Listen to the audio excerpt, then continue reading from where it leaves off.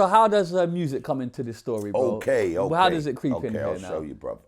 Well, look, I was always into music, yeah. Right, what like type of music? Reggae, Yep. soul. I was a soul boy. Yeah. First, I think, like, my family used to listen to reggae and soul a lot in the house. You know, you grow up and, like, the top 40s on every Sunday, so that made us aware of the chart music. The chart music. Yeah. That made us aware of what was going on in the chart. Yeah. But at the end of the day, you know, my family, they were listening to Roots and Revival and, you know, Studio One and all that, and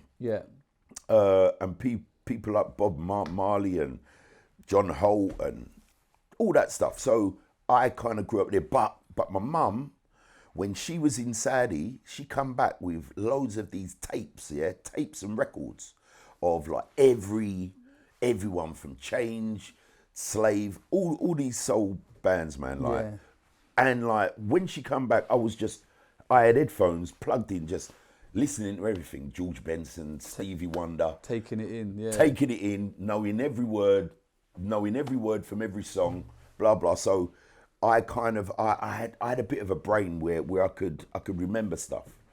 I used to watch a lot of telly when I was like 4 or 5, and everyone in the family, they used to ask me, "What's on tonight, Chris?" And I used to tell them what was on any night. Yeah. So like I always had like a memory for music and things that I'm interested in. Yeah, for real. So you're listening to soul, these type of genres. Yeah. Okay. Yeah. Cool. So when do you, I don't know, do you start writing rhymes? What do you start doing? No. For me, brother, how does it work? Everything happened kind of a little bit later. Yeah. Right. I wasn't like, you know, the youths nowadays are rapping from when they're like 10. Yeah, but that's because of people like you that have done and this. All that. Yeah. Bruv, me, I didn't start, bruv, till I was about 21. Yeah. And like, I went from going out locally to this thing called Acid House came out, Acid House came out, that's a sound, right? Yeah. It's a sound, it's a music. I know what it is, but yeah. Acid House was...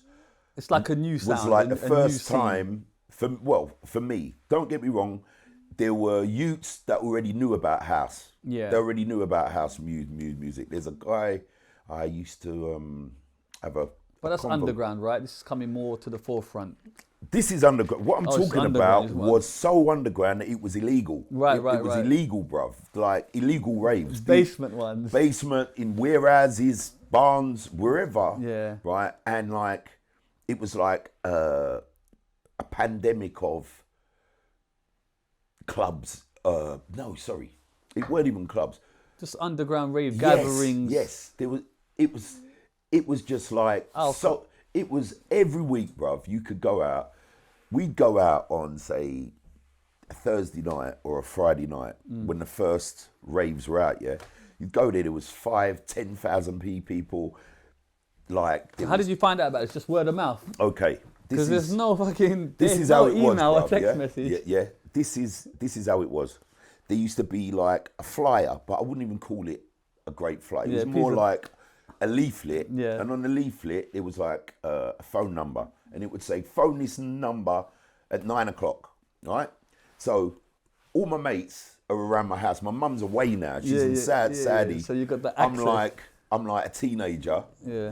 And like all my mates around, there's a convoy outside of cars, like 30 cars. Ready to go. Yeah, and we're having a party in my house, because like everybody is just on it. So then we phone the number up, then the number would say, all right, me at... that number must have been engaged like a motherfucker, bro. Brother. I did he answer 10,000 calls? It was nuts. Yeah. It was nuts. But it would say, get on the M25, meet at the Happy Eater Junction, 8, blah, blah, blah. And there's no sat-nav, nothing, there's nothing, man, I'm pulling out of the atlas. No, it's a book, bro. It's a book. The A to Z book. So at the end of the day, we say, yeah, all right.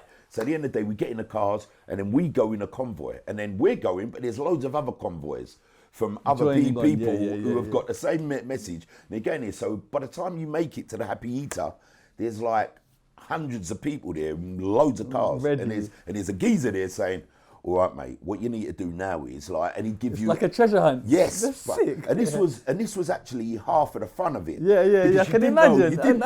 You didn't know where you were going, where you were going to end up.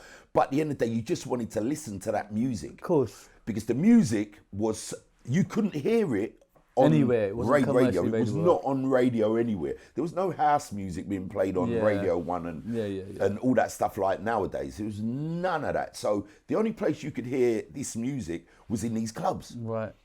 I used to have like a tape and it had two light tracks on it. It had Break for Love and Sydney Youngblood, If Only I Could. And at the end of the day, and the thing is, I managed to record them off of the radio over the top of this other music. And all I do is just rewind it to them bits and just play them two songs because like, just to get them. Anyway, so I became an ardent househead.